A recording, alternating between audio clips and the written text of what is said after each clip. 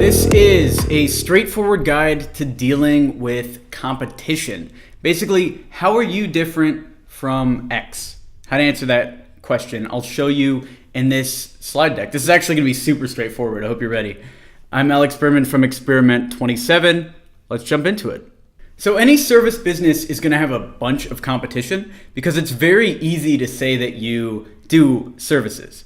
It's very easy for me to go on AngelList and cold email people that are looking for iOS developers and say that I develop iOS, right? There's nobody that's going to check that, at least not for a little while.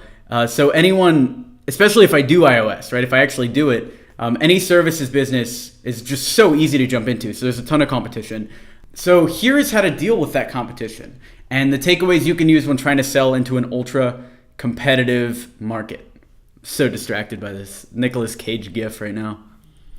Okay, so the first thing you want to do is make a list of competitors that come up often. So your sales guys have to know the difference between you and those firms. If you take a bunch of calls and you are always hearing the same names, these are the ones you want to pay attention to. So when I was at InspireBeats, one that came up on almost every call was Lead Genius. So I became a master at Lead Genius, right? Like I had to learn all about that. At Dom and Tom, people would mention Fueled. At Fueled, people would mention Huge or Fuzz. These are all agency names in New York City. So who are your biggest competitors? And train your sales guys and train yourself on the biggest differences between you and those firms. The way to quickly come up with this list is to think about it, actually. You know who most of your competitors are. You can also find them on tools, or you can also find them on Google. So come up with as many competitors as you can and the tools that let customers do what you do themselves. If you're in mobile app development, I would search app developers and then your city to find a bunch, especially if you're in the US or Canada or UK or Australia.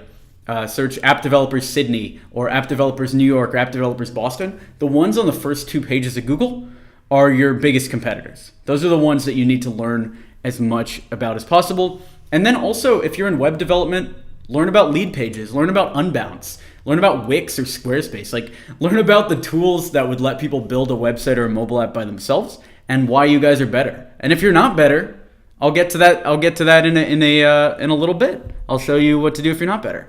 So find out how you're better than these guys. And then the second thing is, in order to find that out, buy or demo competitor products. If you're in mobile app development, let's say you work for Fueled, pretend to have a mobile app and go talk to a sales guy from Fuzz, see how they sell you. Go talk to a sales guy from Razorfish or RGA, like one of the larger ones, and see what that sales process looks like. Is that morally and ethically okay? I don't know. Is it? Ask yourself. If it doesn't mesh with the way that you want to live your life, don't do it. I'm just telling you what actually works here. So what if after all this research you realize that everyone does it better than you? Well, the final thing is improve your service or product. And there's 2 ways to do that. One is taking the time to figure out what you can add to get customers more interested. For us, Experiment 27, I don't think I've talked about this on the YouTube channel, but we actually started as a content marketing company. So we would only write blog posts, and it was like a clone of scripted.com. It was like $200 for a blog post. And we were selling these, and we were all kind of feeling bad about it because how much ROI is one blog post really going to give you if you're not buying in bulk and it's not part of like a strategy?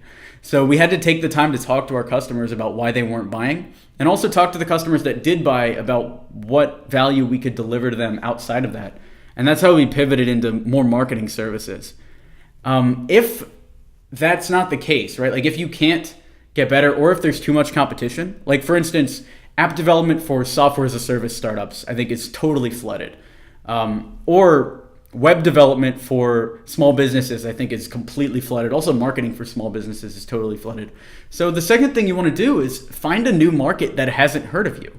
For instance, we do marketing for mobile app development companies. There are a bunch of agencies out there that do marketing for B2B. I haven't found a single one that only does marketing for mobile app development, UX, UI, design, branding, advertising agencies. Only does that. So in this market, we're the only people that know what we're doing, right? Another B2B agency can come in and say, hey, yeah, we've marketed like this professional services firm or like this accounting firm. But I can always come back and argue, okay, they've done accounting, but do they specialize in mobile app development? And that wins every time. So find a new market that hasn't heard of you.